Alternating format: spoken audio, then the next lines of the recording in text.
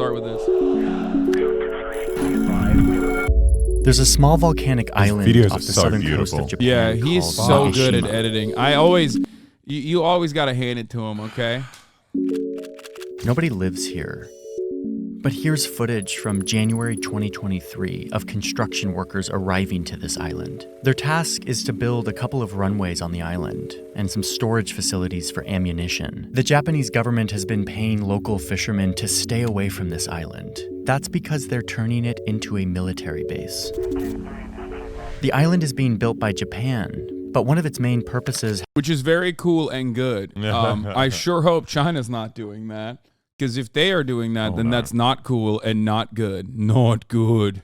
Not good or nor. Has to do with the United States. American fighter jets and aircraft carriers have had to do their drills and practices down here on this island. But now That's so they're far able away. to station at this island, moving them much closer to this ocean and to one country in particular.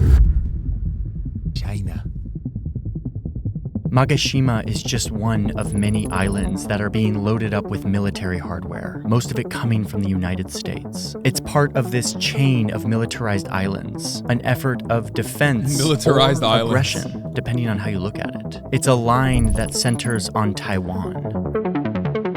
And it's what one official was referring to when they said that 2023 is likely to stand. By the way, Janet Yellen is currently in China today, talking to them about God knows what. And as the most transformative year in U.S. force posture in this region in a generation. This line is a symbol of the rising tensions between global superpowers. And I want to show you why this is happening now and what it means for the future of this conflict. This is unlike anything the U.S. Navy has done since World War II. Tensions are rising in one of the most hotly contested regions on the planet, the South China Sea.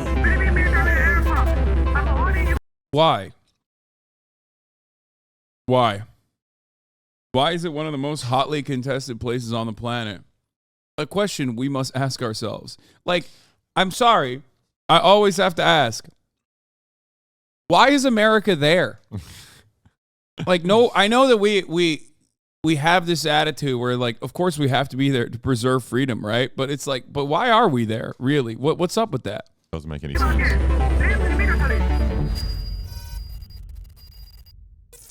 Hey, I'm going to pause the story really quick to tell you Headspace. about BetterHelp.com. BetterHelp. back into this important story. Here we go. There would be tension without the U.S., though? No, there wouldn't. What? No, there wouldn't. Look, islands just militarize themselves, you know. Okay, Eventually. so this document from the U.S. Department of Defense.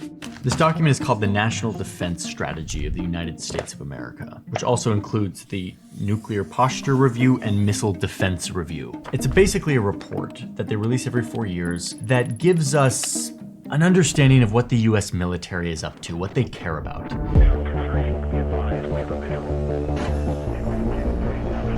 Like China and who would have tension without the U.S.? Imagine no U.S. involvement in that region. What you think the Filipinos are going to rise up against the Chinese or something? Like, what do you think is going to happen? Motherfuckers be like, Japan? Really? Okay. Like, current day Japan?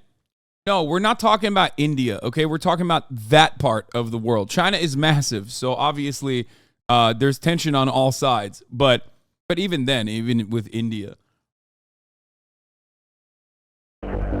But this year's is more detailed than normal. The document focuses a lot on China. If China threatens our sovereignty, concerns directly with China. The DoD says that China, quote, remains our most consequential strategic competitor for coming decades. Why? Because, the Pentagon says, China is bullying its neighbors to, quote, reshape the region and the international system to fit its authoritarian preferences. Now, remember, the United States, who spends loads on its military, has set They the just hate democracy. That's what it...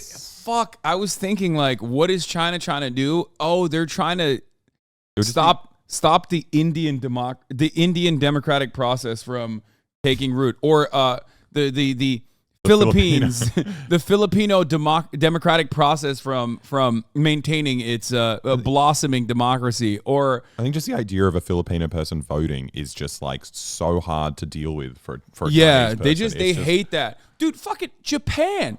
The democratic process in Japan, like a functionally one-party state that America designed. Okay, like. It's always funny to think about these countries. Like, I love Japan. You guys know this is not a fucking, it's not a meme. But let's be real. Like, these are all client states. Client states with an effectively one-party form of governance that you would never consider a democracy by, like, Western standards. You know what I mean? Anyway, it's just...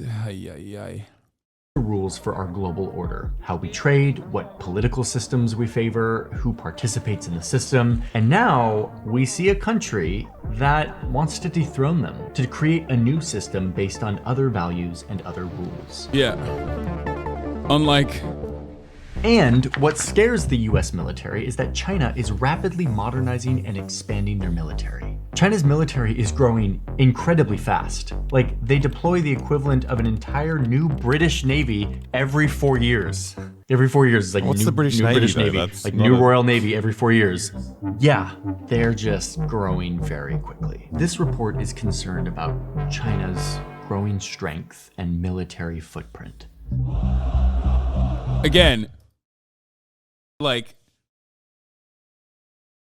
we're scared of Chinese military footprint growing because they're growing and have a defensive posture against who? Against American client states and the American Navy that's there, okay? Thousands of miles away from the U.S. coastline. What the fuck? Wait, there aren't any big American cities in China? I thought there was like some melting. Where's Denver? Yeah, it's just like, I mean, it might as well be China. It might as well be in China. It's close.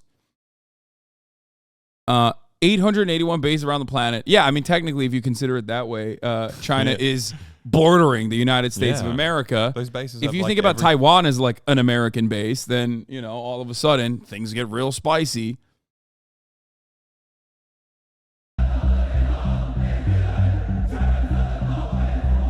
How China is coercing its neighbors, disregarding ocean boundaries, testing missiles, bullying fishing vessels in other countries. Like, this entire video is only we get to do that. And not even in our backyard, which Just we already other did people's that. neighbors. But other people's backyards we get to do that in. And you can't do that. Countries' waters, building islands and military bases on those islands. China's building and islands? flying over other countries' airspace, and especially in Taiwan. I knew the it. island that China claims as their own, and where the globe Also gets that we nearly claim all of as their advanced China's. microchips, which is a topic I made an entire.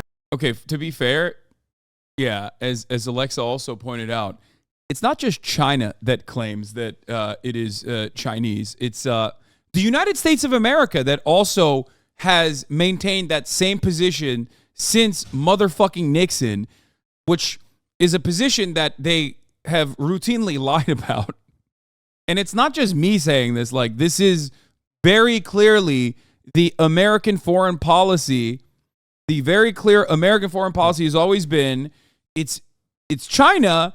It has some level of autonomy from China, but they call it strategic ambiguity, where they were not supposed to, from its inception as an anti-communist military dictatorship that was like completely psychotic, all the way to the modern democratic process that you see in Taiwan. America's position went from, no, actually, KMT Taiwan, that is literally China, okay? And like the entire the Western territory that is mainland China belongs to Taiwan, as a matter of fact, to, okay, never mind, maybe the communists aren't so bad. It quite literally is, Taiwan is still China. It just has like a different system. And that has been our position. That's like 50% of the vote in Taiwan often goes to the like legacy KMT guys who still think they're China. Yeah. You know, like Especially the bigger and stronger China gets, it like tickles these old nationalists. Yeah, but I mean that's like the overwhelming majority just don't want to rock the boat. I've looked into polling in Taiwan on this issue quite a lot. Most people just say, listen, yeah, we would prefer to be autonomous. We would prefer to be independent for sure. Like that's understandable.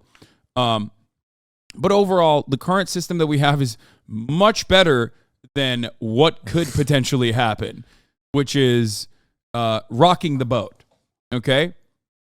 No, most people just want the current system that they have is fine. Let's continue going the way that we're going and not fuck this shit up. Whereas, Nancy Pelosi's like, I got some other ideas. Okay? I got some different ideas.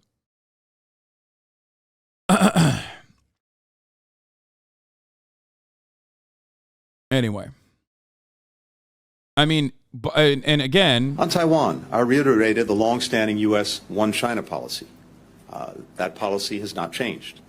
It's guided by the Taiwan Relations Act, the 3 joint communiques, the 6 assurances. We do not support Taiwan independence. We remain opposed to any unilateral changes to the status quo by either side. We continue to expect the peaceful resolution of cross-strait differences. I think China should just take Australia. Yes. I think China should be like, all right, you can have Taiwan. Australia is ours. I mean, if you ask a lot of right-wing people in Australia, that's already happened. That has already happened, right? Yeah. They did it through immigration. Yeah.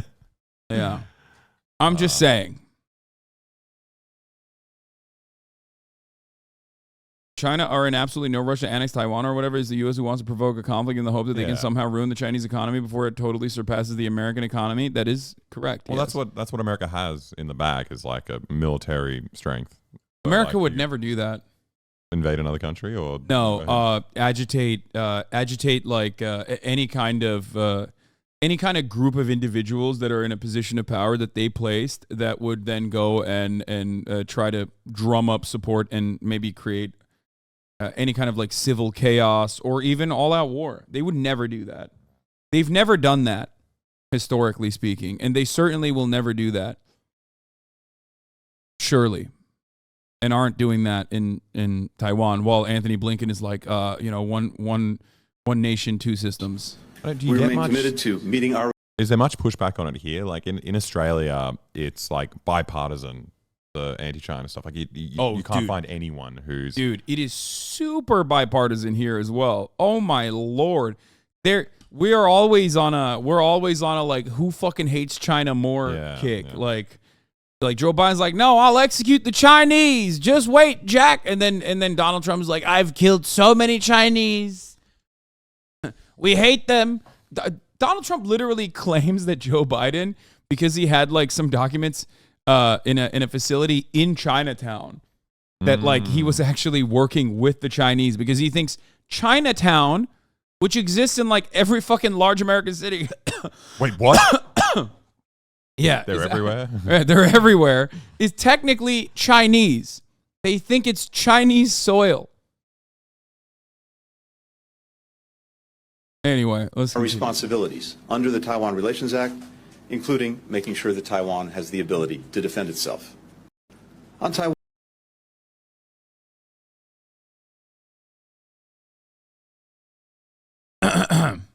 Anyway.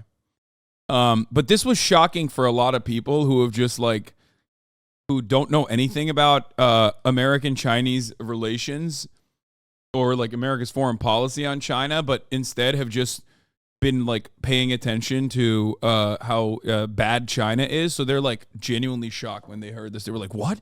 I can't believe Blinken reiterated like long-standing foreign policy with China like this. What the fuck? Our video about. The point is, Taiwan is an incredibly important island for the United States. All of this together makes China, quote, the only country that has the intent and power to actually challenge the US-led global order and rewrite global rules and norms, something the US has gotten really comfortable doing over the last 70 years. So this is why the US considers China the most consequential strategic competitor for coming decades. And they've created a plan to respond. And in their words, we cannot delay. They give themselves this 10-year window to I gotta start highlighting major stuff changes, in my videos more. and this is what it looks like. Okay, first things first. The US military is already very present in Asia. We've got about 8,000 troops in Guam. We've got over 100 bases. Wait, what is this? By making a stance and say that we can stand with Taiwan, we make sure that they stay democratic. China won't ever attack Taiwan, so this is good. Okay, you lost me there. Anytime you fucking claim that America is like legitimately defending democracy, it's over. Okay, it's a wrap. I will never take you seriously. America does not give a single shred of a fuck about the democratic process. We don't even have a democratic process here in the United States of America. Have you seen the Senate? Have you seen the Electoral College? Like, what the fuck are you talking about? It's just completely about whatever their strategic interests are. Okay? No, they do not. They fear multipolarity. That's it. That's literally it. Because it's not like China is going to become the single force, the hegemonic power that the United States is. They don't have 800 fucking military bases around the world. They don't have like their own version of a world war and then like the Marshall Plan post World War II. You know what I mean? They can't do all of that. They don't have the fucking NATO. They don't even have an interest in it. You can say yet all you want. Yet. Everything you're talking about. Yet. But what if they do? Okay. I like you, I really do, but it's not good to actually be for their independence. I don't agree with the U.S., but by talking like this, you make it seem like you are pro-China. First of all, I am pro-China. Okay, so make no mistake on that front. I am pro-China. I do not mind multipolarity. I do not fear multipolarity. So on that front, I am definitely pro-China, as pro-China as it gets. No, you go. No, you go. Go. No. They just got a nicer track record in terms of wars. Like once they start doing more of them, maybe I'll be less pro China. But like fair, they've done like 2, in like 70 years. Chosen Reservoir, baby. Yeah. And one of them was glorious. Yeah, it was fucking glorious. So, geez, your foreign policy take is so bad. This is like the Crimea stuff in Hong Kong. You can't be a social. I know Hong Kong is famously on fire. Yeah. I always check in with Hong Kong to see how bad things are in Hong Kong, because remember they when the Chinese took over, they executed everyone. Yeah. It was so crazy. It was wild. The only difference and the only thing that I do criticize China on is their lack of interest in social libertarianism, for sure. I think that I am significantly more pro civil liberties and pro freedom of speech than the Chinese government is. And I don't even make the same kinds of, I would say, I don't even make the same kind of excuse that I would make for Cuba, an island that has been constantly under war, for, their lack of interest in like free speech. That is absolutely something that I am very critical on with respect to China. But Hasan being shocked that the normies in the chat really don't fuck with his foreign policy takes. No, I'm not shocked at that at all. This is like a big part of what differentiates me from a lot of other, I would say, left-leaning, left-adjacent content creators in the United States of America. This is why they always say Hasan is so American-centric. Hong Kong is no longer a democracy because of China. It was so democratic. Yeah. Fuck. And then I know. Now people are living in like tiny little cages in apartments, like that wasn't a thing before. Schadenfreude, our Indian chatter who is anti-China, says, you can't consider China here to be a harmless victim. Tibet happened. I mean, 1962 war happened. The recent Chinese attack on India happened, and they're just doing this for saber rattling. And they have been interfering in politics in a lot of nations in the neighborhood. And the reason isn't some stupid reason like spreading authoritarian system. They're just doing it their own Washington doctrine. I don't disagree with the last part about this though. Yeah. They absolutely are. They do have. How do I put this gently? I think that it's not as expansionist in the same way that like American foreign policy is. But they definitely are engaging in. Also, if you're surrounded by American client states, you do have an interest in how they turn out.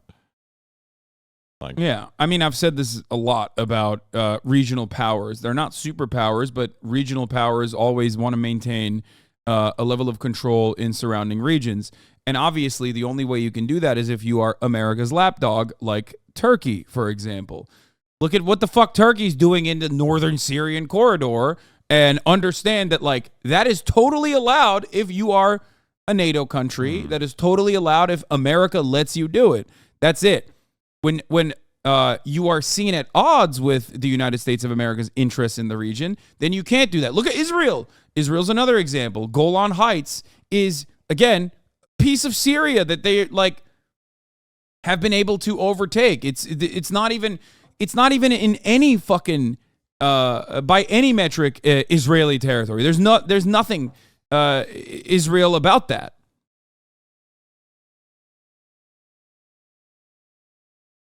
So, Hasan, do you think China is the bastion of progress more than the U.S.? No. that is what he's been saying, to be fair. Like, I have been secretly. Secretly, I've been maintaining the secret position that China is the bastion of social progress.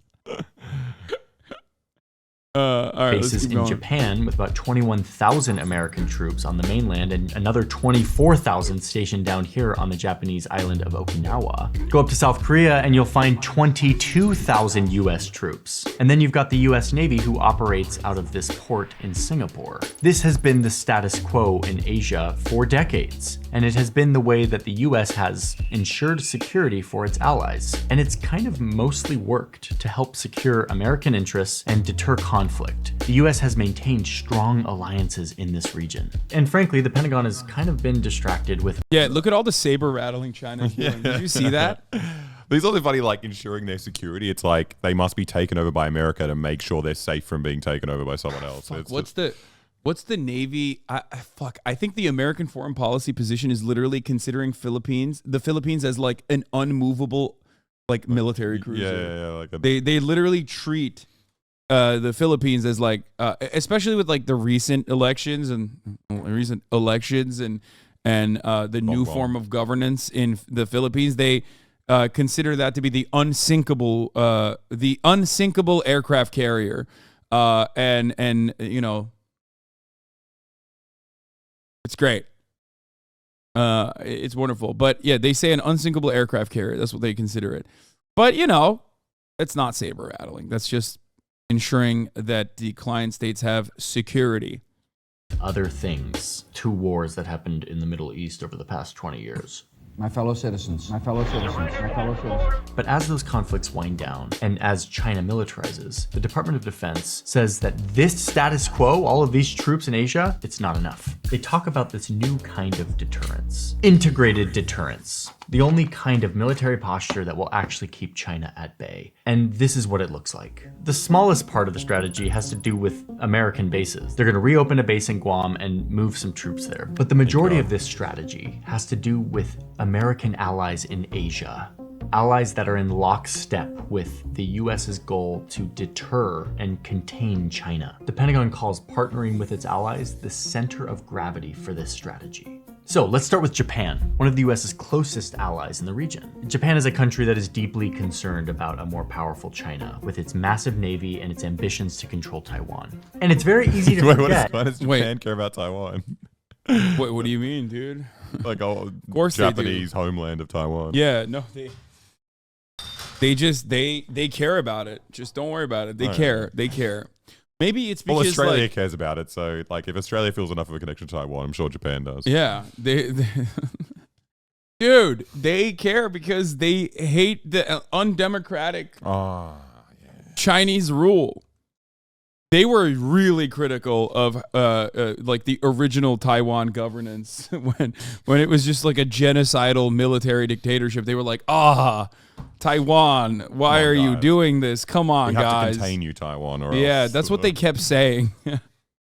Same with South Korea, as a matter of fact.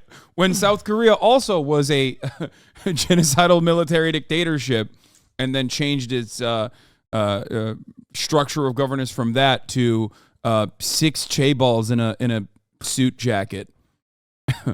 which is very different now and totally again very democratic. Well, they have an incel president, which is cool. Yeah. I do think that's cool to have like a guy who literally ran on like women fucking suck candidacy. Important to note that the 11 dash line that he calls the Chinese claim is actually a claim that Taiwan also advances Lamau.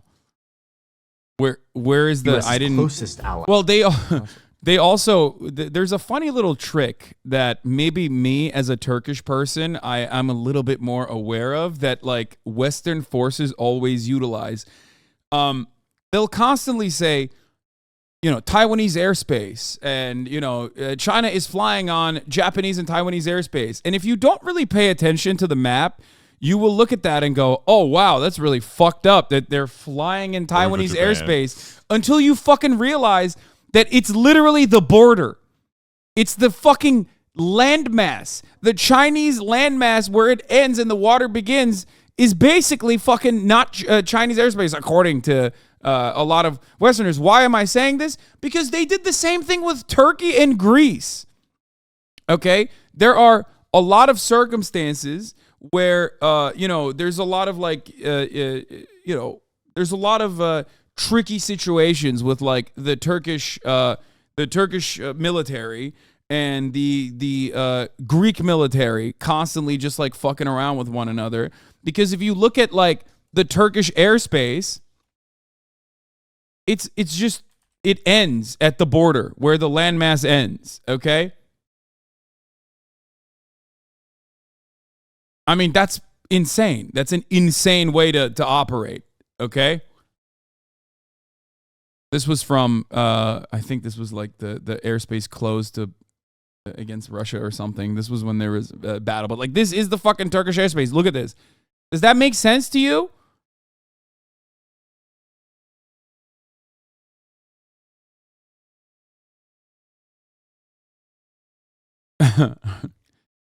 Taiwanese airspace.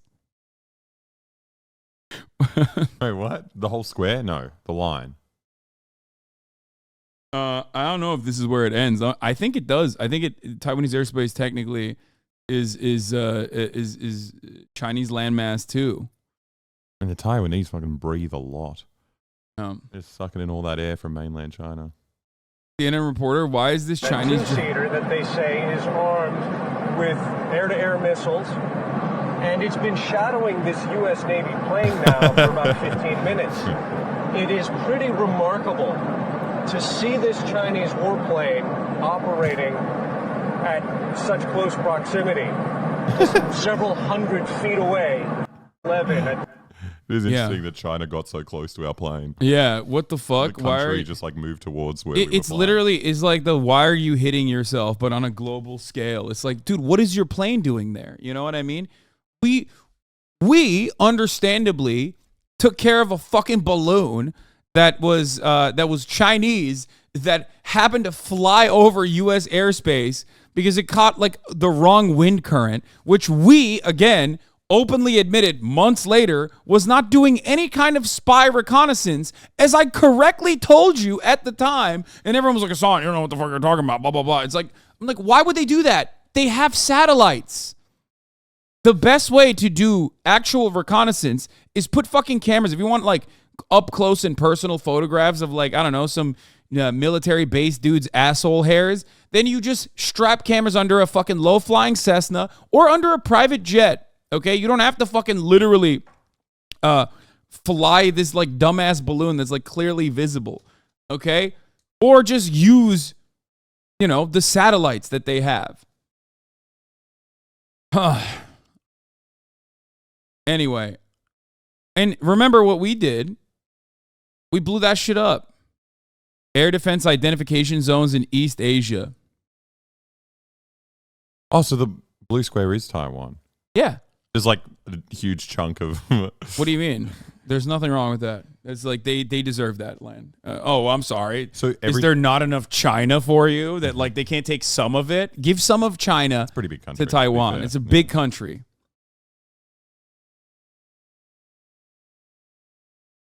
Anyway. And, the best part about that was that we shot missiles at a high school weather balloon after that. Yeah, I know. I mean, that's like the most American thing you can do is get like so schizophrenic about both aliens and also a potential Chinese air assault that you start blowing up like weather balloon projects that high schoolers have made. Anyway, where the fuck were we? Let's get back to the Johnny Harris video. Japan is a country that is deeply concerned about a more powerful China, with its massive navy and its ambitions to control Taiwan. And it's very easy to forget that Japan isn't just this. It's actually all of this. It extends way down here because of all these islands. These islands curve nicely all the way. They aren't going to watch it. They're just going to call him a tanky if they even know who Bad Empanada is. They aren't a serious person. Way down till they hit Taiwan. All of these are Japanese islands. We aren't a serious I mean, person. if you look at Japan's national defense strategy translated into English, you will see something that looks strikingly similar to what the Pentagon released. They're both really freaked out about China, and they both are ready to act in lockstep to deter a more aggressive China in the region. So it starts up here with that island. I love the idea that the security state in China and Japan and America just like coincidentally wrote exactly the same thing. It's so weird. It's just like, it just means they agree with each other, you know? Yeah, it's just so odd that, yeah, I mean, they clearly are, yeah. How many? They're just kindred spirits. Yeah, that's why Japanese people famously love American military bases on the island. It's just like they're just friendly with one another. They just, yeah, they have similar opinions. That's why they were like, hey, can you, after you are done, using the atom bomb on us twice, can you please write our constitution? That's what the Japanese said. An airstrip to be used by both Japanese and US militaries. Further south is Amami Island, where Japan has recently added long-range missiles and anti-ship missiles. Potentially they're going to add cruise missiles. These are missiles that they're buying from the United States. These are missiles that are definitely in range of the Taiwan Strait. Next to the chain is Okinawa, where the US has a huge presence of tens of very famously beloved U.S. military presence in Okinawa. They're like, oh my God. They love that. I only found out recently, you said you knew about this for ages, that Psy, Gangnam Style guy. Was like riffing about like killing American soldiers. Yeah, he called like American soldiers like baby killers. Yeah. It was awesome. Like, I want to strangle them. Oh, your mic is fucked again. Sorry, that was me. I just touched it. Touching it. Wait. Is it good now or is it still fucked up? Just don't touch the cable. Okay. Thousands of troops already. Japan also has military bases here and is as an Okinawan person, the U.S. Army treats us like dogs and sex objects is sad as hell. Yeah. I was being sarcastic. I'm being sarcastic with most of the things I'm saying. But imagine what China would do. Yeah, but yeah. Come on. Well, when you talk about the Chinese and Japanese relations, oh yeah, maybe maybe China could be worse. I don't know. I don't know if they got revenge on the mind, for example. But not modern China, at least, as far as we know. I was deployed to Japan in 2014 with the Navy. The week before I got there, two sailors got drunk, couldn't afford their cab ride home, so they beat up the cab driver, put him in the trunk, and then drove the cab on base. Jesus Christ. Adding even more long-range missiles and electronic warfare units for military installations meant to disrupt and deny communication signals. On these two islands down here, they're adding even more long-range missiles, which could potentially be used to attack Chinese naval ships and aircraft. And Japan is Guys, this is for defense. This is defensive posturing. It's classic. Placing nearly 600 troops on Ishigaki as well. And finally, you've got this last militarized island in the chain, Yonaguni. It's the closest island to Taiwan. And here, Japan is adding more of those electronic warfare. By the way, if by some magic, okay, not saying that this is happening, not saying that this could ever happen, if by some change of heart, that the entirety of the Taiwanese population was like, actually, we're Chinese. What the fuck are we talking about? Let's just openly be pro China. If you think those missile bases would not be turned on Taiwan, which would now be like fully openly authoritarian, openly authoritarian and Chinese, you're out of your fucking mind. Okay. Yeah. Well, who knows? I don't know. I don't know. Maybe it's fake news. I saw some article maybe like a year ago that China was planning to build the world's longest like underwater railway, connecting mainland to Taiwan. Can't do that. How is this not considered escalation? We are literally aiming our guns at them. Guys, it's defensive. Oh, didn't you hear what Johnny said? He said it's defensive because China, coincidentally, or not China, sorry, Japan and America have the same fear of China, coincidentally, verbatim. Yeah, it's the Defense Department. I don't know. It's just so sad. Yeah, Like when North Korea is doing defensive military testing, like missile testing, they're doing it defensively. Okay. Oh wait, no, sorry, that's a foreign adversary. They're doing it to scare Japan because they're gonna nuke America and then nuke Japan first, which is like kind of like an extension of Hawaii, I would say. So that's why they're doing that. But when Japan is doing it and America's doing it, it's a defensive nuke. The nuke was just defense. Okay, first of all, America literally claims that the atom bombs were defensive because the firebombing campaign was significantly worse for Japan overall than the 2 atom bombs. If you've never talked to like an American history nut, I don't know what to tell you, but there is quite literally that is literally the take. They consider like we did something worse, so don't worry about it. Yeah, they have genuinely and openly explained that like the atom bomb had to happen so that the firebombing campains would stop. Oh, all right. Yeah. That's really good. I didn't get that. That's hilarious. That's not even a joke, though. That's like actually the position. What people believe. Signals or to listen in on their communications. They're right next to China. Japan is also positioning more troops here. So this is the first part of our chain. And when paired with training that Japan and US troops are doing to simulate island and amphibious warfare, it sends a really strong signal to China that Japan is ready to respond if needed. This line also serves as like a physical not barrier as an aggressor, that any they're Chinese responding ship to something. or submarine would have to pass through in order to access the Pacific Ocean. It's a line that Japan can easily control and monitor. And it also builds a wall of missiles. Any calculus that China is making. Dude, look at all of these cool little missile systems that just happen to surround China. Like, look at that. It's cool that this chain of island just somehow belongs to like an ex-colonial power that expanded all across Asia. Like all these natural parts of Japan are just like coming all the way down to China. Yeah, and also then the rest of it is like it's like pieced through all of the other allies. Yeah. Surely this is just simply for defensive posturing.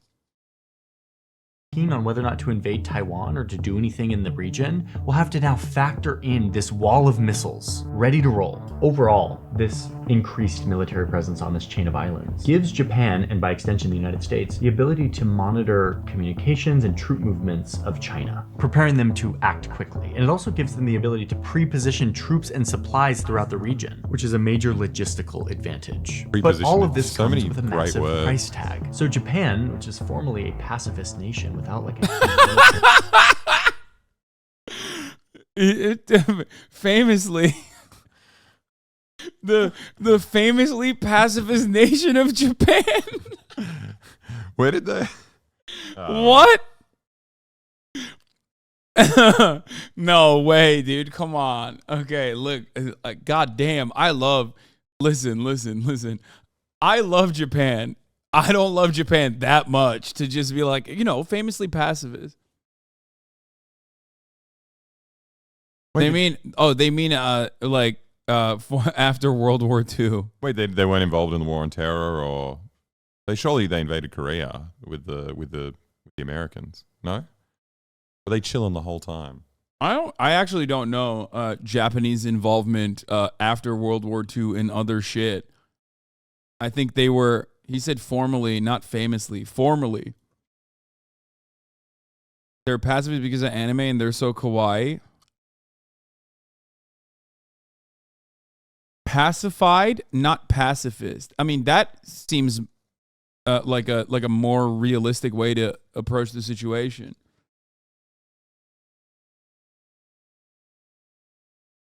That is they are pacified. That part is true. Since World War II, that is not fake. That part is real. So that does make sense. Is actually planning to double their defense spending. They're spending way more on buying weapons than they ever have before, and 97% of those weapons are coming from the United States. The island chain strategy. 97% of their weapons are coming from the United States. Japan did not involve themselves in Korea. Japan military, while better than you think, is very restrained in its involvement vis-a-vis Korea and Vietnam. Strategy continues down here with the Philippines, close to Taiwan and close to the South. Well, China Sea. you had to tie that somehow. You know what I mean? And then you have Vietnam right here. You have Vietnam. That's it. No gaps. The U.S. knows that it needs to bolster its presence here, but it's not as straightforward as it is in Japan.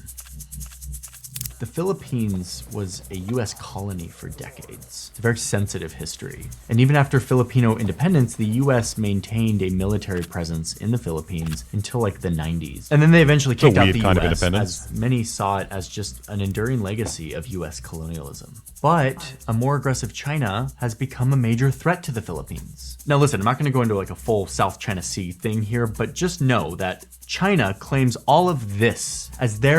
Doesn't the Chinese, the Chinese government not even recognize the Maoist rebels in the Philippines? Like they don't even give a fuck. Yeah, they're funding the I think the Filipino government fight them, giving them weapons. No, I don't think the Chinese government is funding the Maoist rebels. No, the Filipino government against them. I think it was like they did a little swapsy in like 2016 or something. Let me see. Yeah, Johnny not getting into the nitty gritty of that, I guess, huh? Yeah, I mean, it's like, guys, just focus on the issue at hand, okay? Which is that China is a threat and China is scary, okay? And, maybe it was a U.S. colony for a while. And maybe since then we still use it as again, like I said, unsinkable U.S. aircraft carrier. He's right. They're funding the official government and not the Maoist rebels. Yeah, their position is that they have like a neutral. They're neutral with the Filipino government.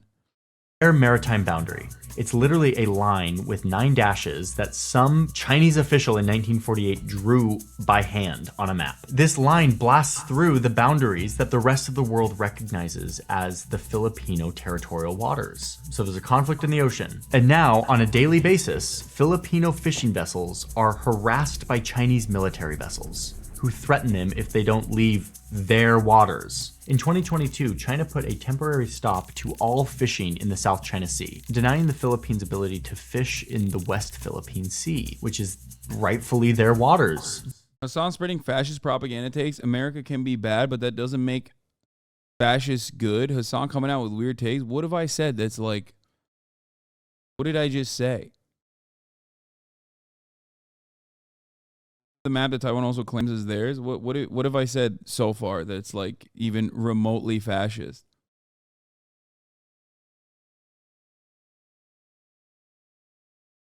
So we're trying to take over the world or something if we're an alien? What?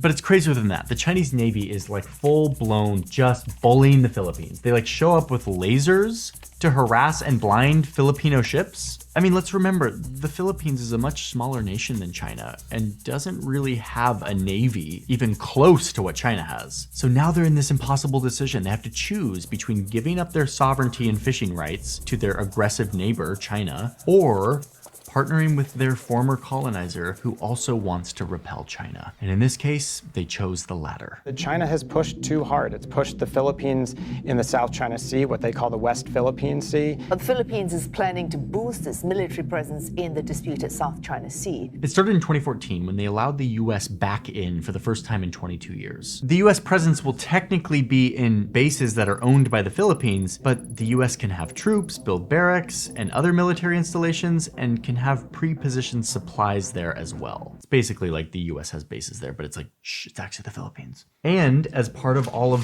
this that we've been talking about, in late 2022, they expanded their agreement, giving the US military access to 4 more bases, bringing the total number of bases on the Philippines up to 9. And That's look where how they you- selected to put them. And then that's how you do it. That's how you fucking close the gap. Here in the north of the country, strategically close to Taiwan, and helping fill their gap in their... Where is the mention of Vietnam? They also have issue with the South China Sea claims. I don't know if Johnny will talk about Vietnam, but Vietnam is also obviously very anti-China. Yeah.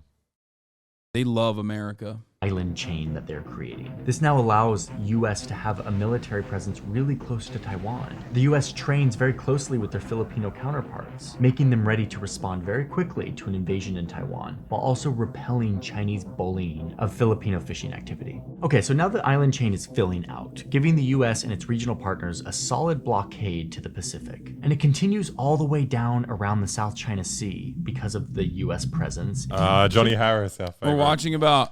We're watching a video about why it's really dangerous. Like China is really dangerous, which is why we need to have all of these missile systems directly pointed at it and basically surround its southern access to waters as best as possible. Luckily, America's there.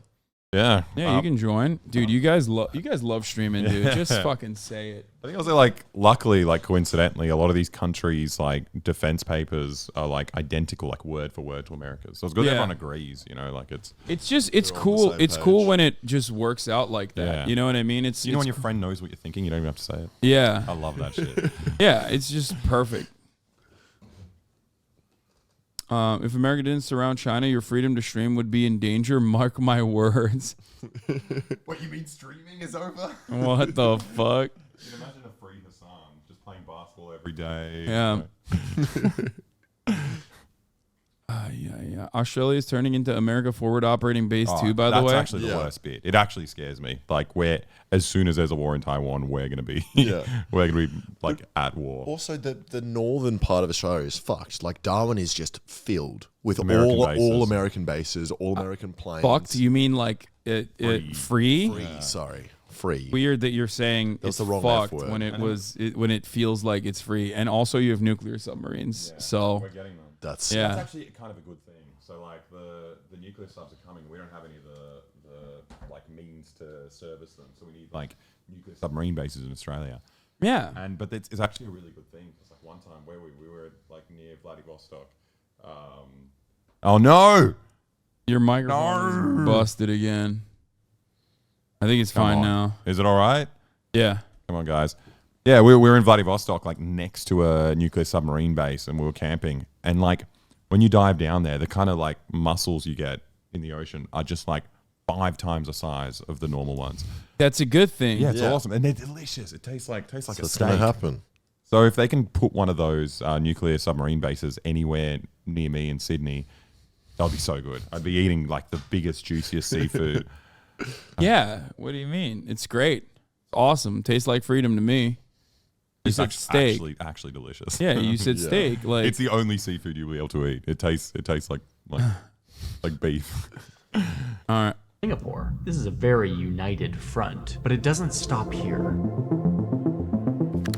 The last part of the strategy is potentially the most significant, and it has to do with Australia, a country that is also alarmed by China's We are so rise in the alarmed. region. So there's this military pact between the US, the UK, and Australia. It's called AUKUS. What it means is that these 3 countries will work together to create a unified submarine force that will patrol the Pacific. Thank First, God. What it means is that the US is giving nuclear submarine technology, its most powerful and advanced weapon, freely to Australia. Wait. Here, No, we designs- paid dumb amounts of money for those submarines. What do you mean? It No, was it's like- free. Johnny Harris said it's free, so What? he's... Wait, wasn't it like 20 billion or It was 90 more. billion? It was fucking so much money. And like the best thing is like we just paid all this money and then for free. For free. Thank you. You guys want Chipotle, by the way? Yeah. Yes. Oh, you want the same burrito bowl I would that I've love gotten? Yes, please. You want 3 of the same burrito bowls that I always get? Yeah. I think if you pay taxes for equipment, you should have a right every single day. They should just do like a lottery where you get you get to use it. So Yeah. I should That's get brilliant. to drive I the love nuclear that. submarine. Okay, you know what? I agree with that. Yeah. That would make things. That would also improve, military spending on U.S. toys. Yep. Because everyone would be like, "Well, I want to ride the fucking submarine." Yeah, come it's on. fucking sick. Yeah. At least let me shoot a torpedo out of a nuclear sub. Wait, what do you reckon he's referring to when he says free? Well, maybe we'll find out. Or he just said it and he moved on.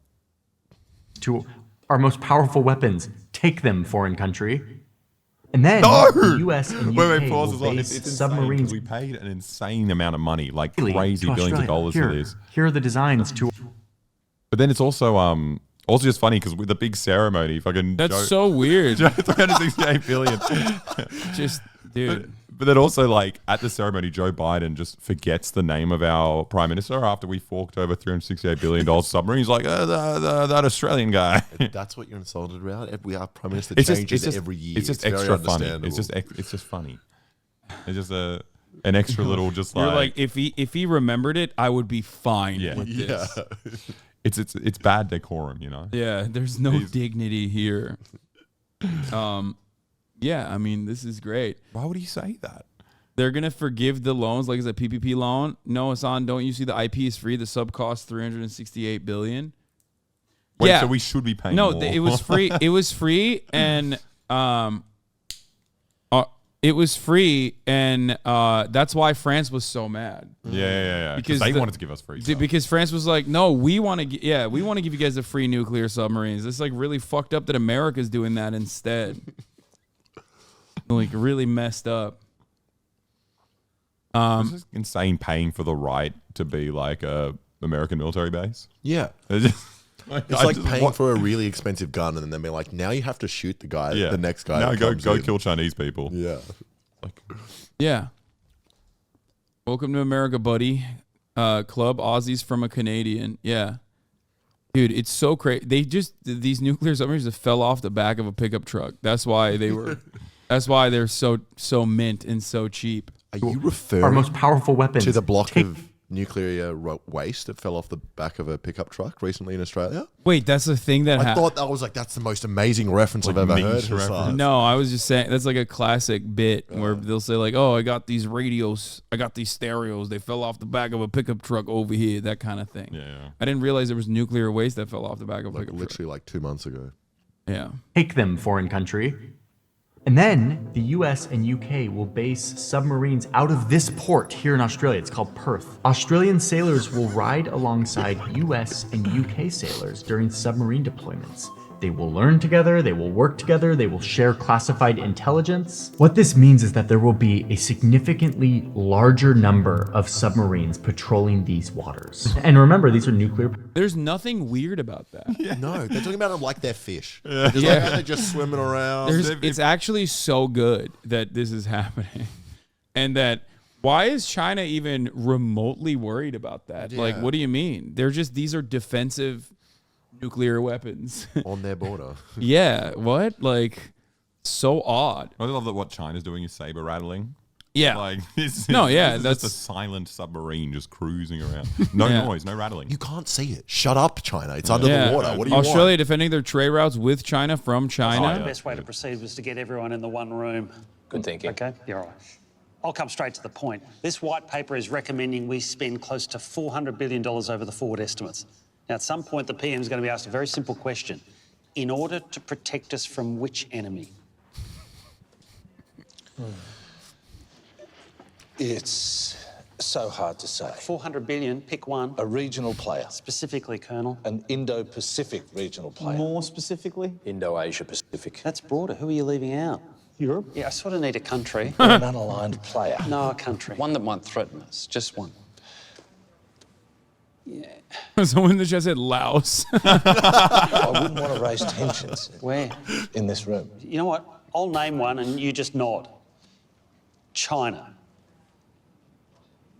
Yeah, okay.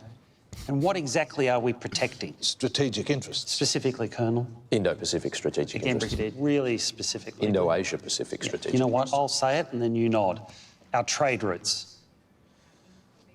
Yeah? And who is our number one trading partner? Shall we use the nod system? Sure. China?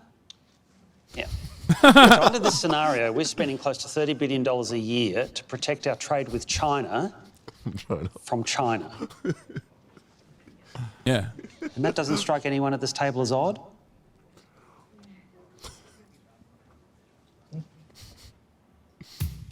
I think one of the nicest things for us about being part of an American client state is that it gives lots of opportunities for satire. It creates our jobs. Yeah. Yeah. Very funny. If America wasn't in control of Australia, man, what would we even?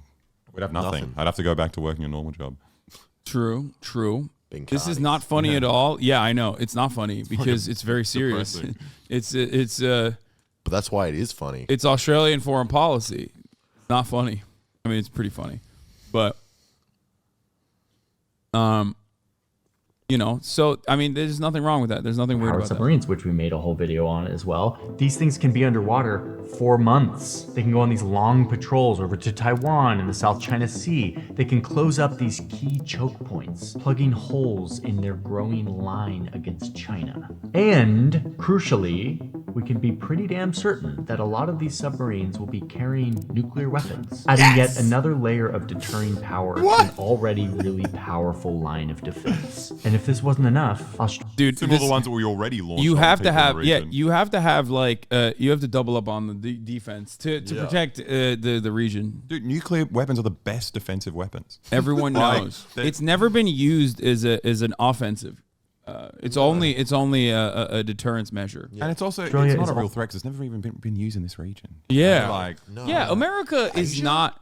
America has no interest in using their nuclear weapons on civilian territory, specifically on this map. Like a little bit, just like a little bit. If you peek up a little bit on the map, you might excluded there. Yeah. Yeah, it's just this map they've never used it technically. So what do you have to say to that? Okay, there's nothing else on the map. also building a permanent hangar for US B-52 bombers up here in the Tyndall Air Base in northern Australia. These more defensive weapons, famously, historically not used against, again, civilian positions. B-52 bombers, because they're so fucking large, oftentimes are they're defensive bombers, and they are defensively deployed on civilian territory to defensively eviscerate civilian territory. I thought the way the bombers worked is that, like, when an enemy plane's there, they fly like a little bit above it and then drop the bombs onto that plane. Yeah, that's how it works. Bombs. Yeah, that's how it works. US bombers carry conventional weapons, but they also carry nukes. So now, US bombers carrying nuclear weapons will have a permanent home in Australia. There's going to be a lot. He's talking about it like it's a puppy that you adopted. Oh, finally, these cuties, these little cutie patooties will have Someone's a permanent... got to rehome these nuclear weapons. Yeah. Man. They're out there. They got no owners. You know what's so fucking annoying is that anytime there's like a proposition of making a nuclear reactor in Australia, massive petitions about it. Everyone's like, no, they're going to destroy our country. Yeah. The submarines are in the water, They're in dude. the water, it doesn't matter. They're in the water. Come on. It's just, that's different. Someone's like, why are you promoting Johnny Harris? Everybody wants fat clams. Okay, Yeah, that's like yeah. that's Fat clams are fucking good. Yeah. It's delicious. Also, what happened? Didn't we watch a Johnny Harris video a week ago and he wasn't that bad? He was kind of it's like, a bit give and dodgy. take. It's a give and take. If he does like one kind of anti-America video, he has to do like 8 anti-China ones. But also he does like irrelevant stuff like US coups, 40 years ago. Yeah. It's safe. You're allowed to- Shit that we have like declassified and flexed Yeah. on Yeah. openly. Something the government says you're allowed to talk about now. Yeah. Anyway, I mean, this is great. I think that the U.S. military is planning for a war with China, And then the entire video is like why these bases have to exist. And then he literally said, it's great. It's great. Now there's nuclear submarines in the sea. Australia gets nukes for free. Yeah. Come on.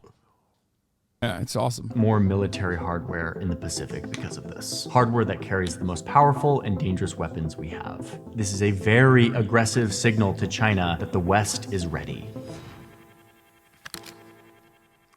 So now, if you look at the whole thing, this signal to China that the West is ready. So now, if you look at the whole thing, this whole chain, you see how robust this presence is. This is what that military official meant by transformative.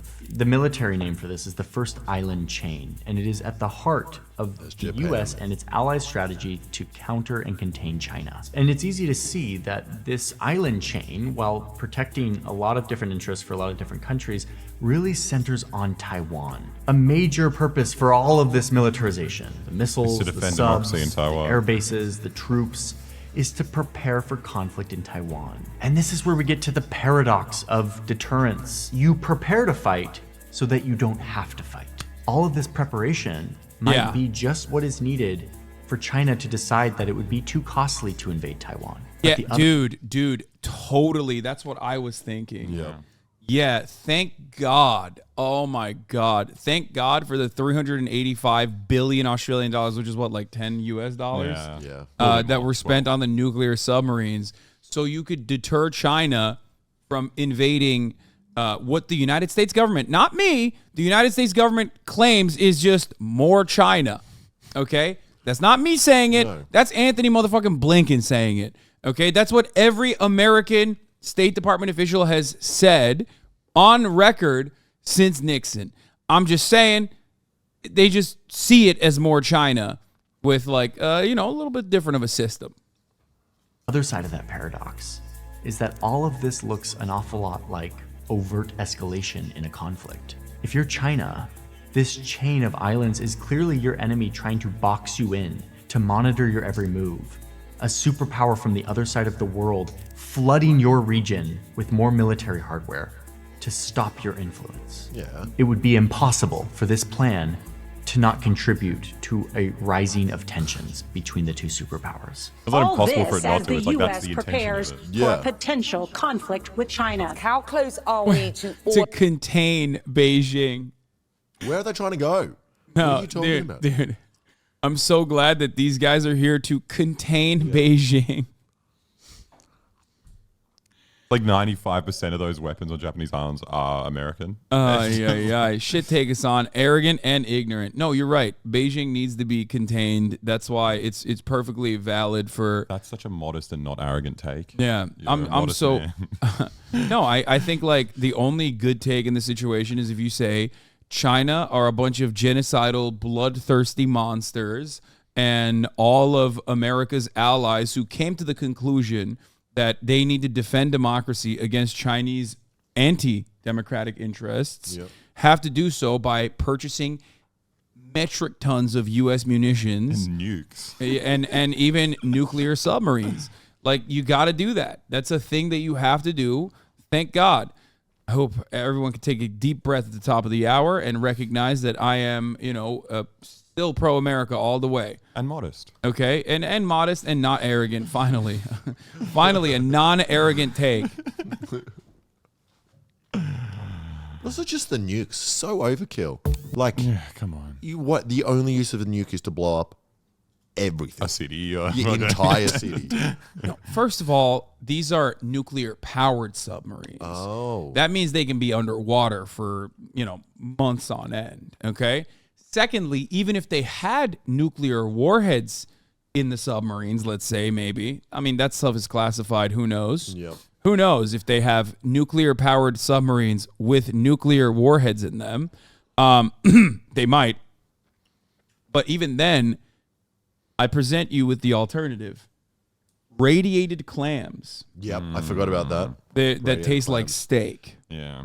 I present you with the alternative. It's a defensive nuke. Yeah. Yes. You shoot the nuke at another nuke in the air, and then it because just let China have Taiwan, Pepega. That's what. Yeah, this is this is all done to stop China from having Taiwan, 'Cause they which care the so American government claims is more China. But but it's still, it's good to have this. It's just good to have it. Who amongst us does not need a couple spare nuclear warheads in a submarine? It's nice. Yeah. I do feel safer. That's the one thing as an Australian. I feel like war is less likely in my country now that we have American bases and nukes. I think the funniest part of this entire equation is that none of this shit matters, and the only thing that matters is trade. And every single country in this region, especially the United States of America and Australia, have incredible trade partnerships with China. Yeah. It's like their economy is reliant on Chinese manufacturing, and the Chinese economy is also reliant on U.S. purchases. So and Australian purchases and vice versa. So ultimately, all of this shit is dumb as fuck. Yeah.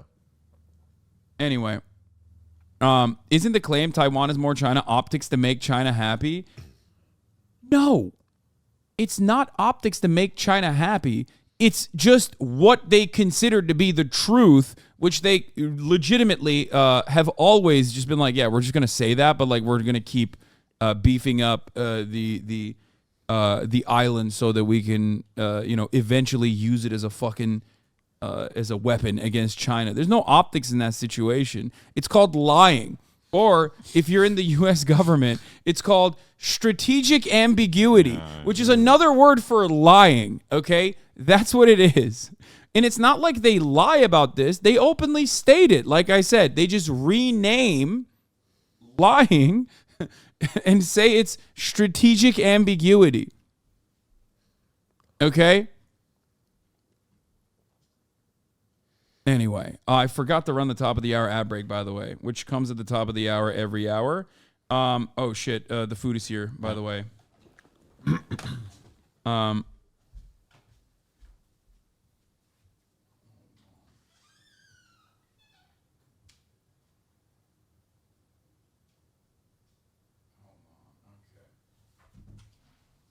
Literally being strategically ambiguous. Yes, exactly.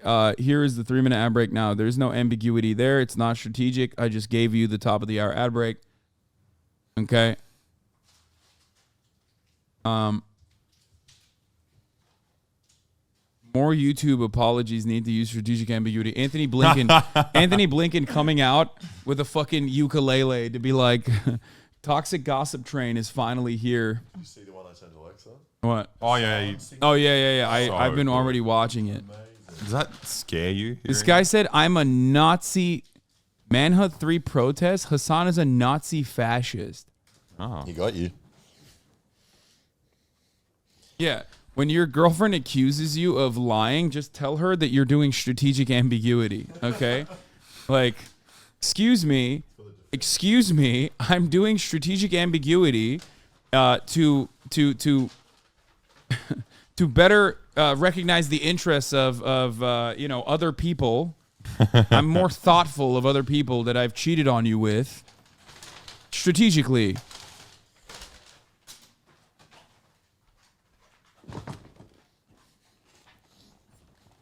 No mistake. Here, take a week off. Aww.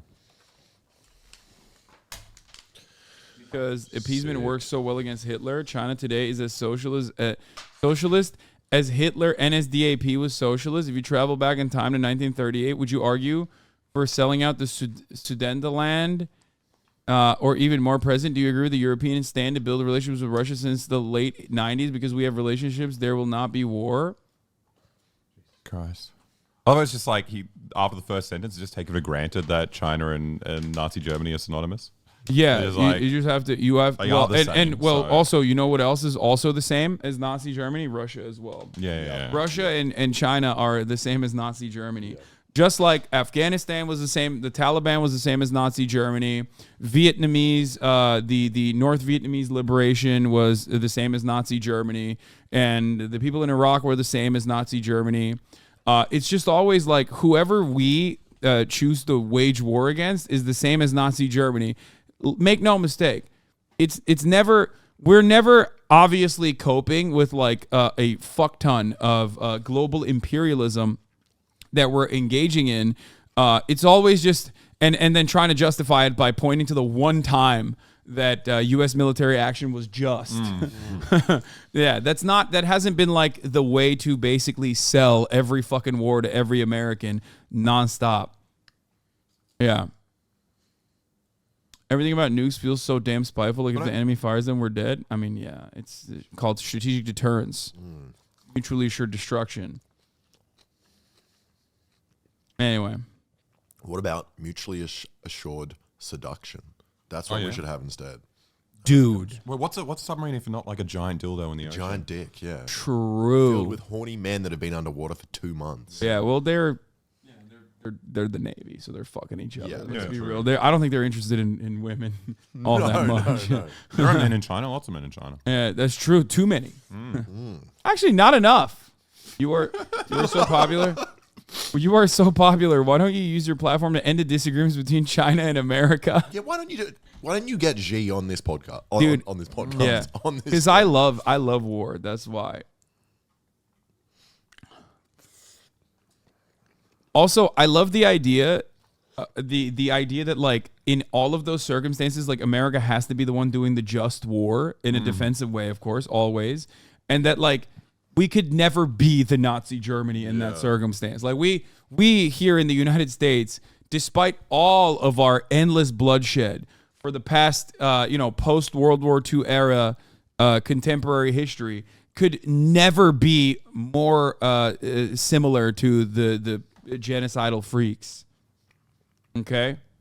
Between the two superpowers. Oh, he's just German. Typical. Okay, never mind. He's yeah. We get it, guys. You guys fucked up. I know all of your grandfathers fucked up, so now you have to constantly fucking, toe America's line. That's the only way to, Okay, never mind.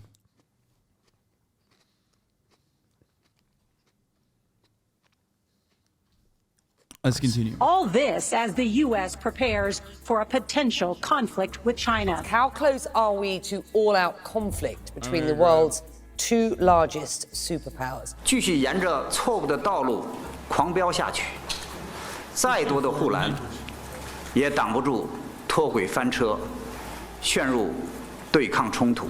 Chinese President Xi Jinping has already called this a policy of encirclement and suppression. And let's be honest, he's right. Yes, whether you like it Johnny. or not, this is containment.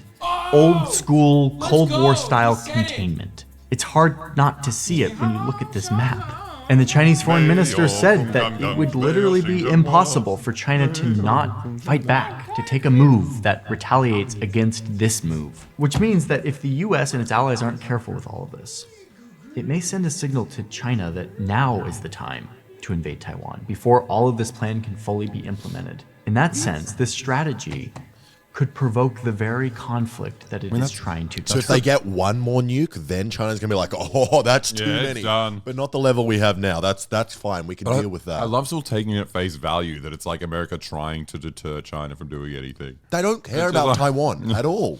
Like, yeah. I mean, at least he finished with a bit of. You're like, hey, you know what? China's right. Yeah, that would have been great. Do you reckon Johnny watches people reacting to Johnny? He made when we were watching Johnny last time, right? He made like a YouTube short. Yeah, of but wasn't it Hasan did something and he just went, yeah, he's like, maybe. I don't know how I feel there.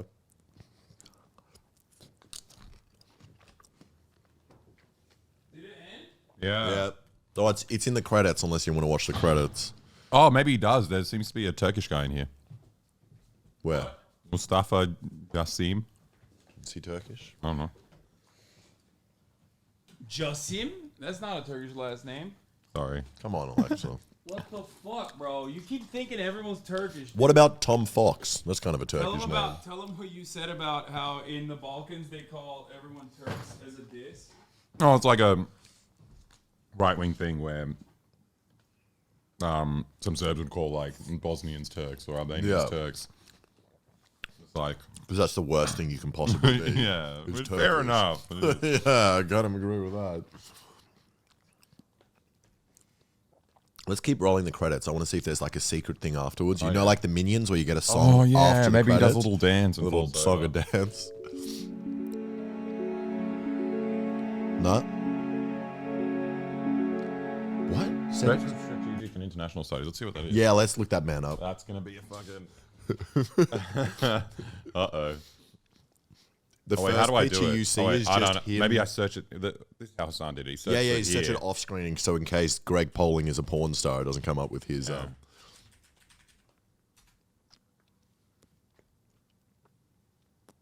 Sisk. Find it on Wiki.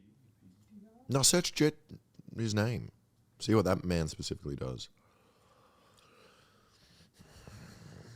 Foreign policy think tank.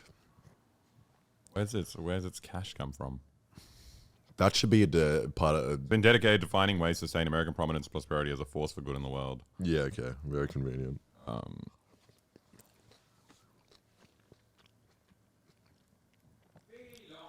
So is it CIA? We need your help.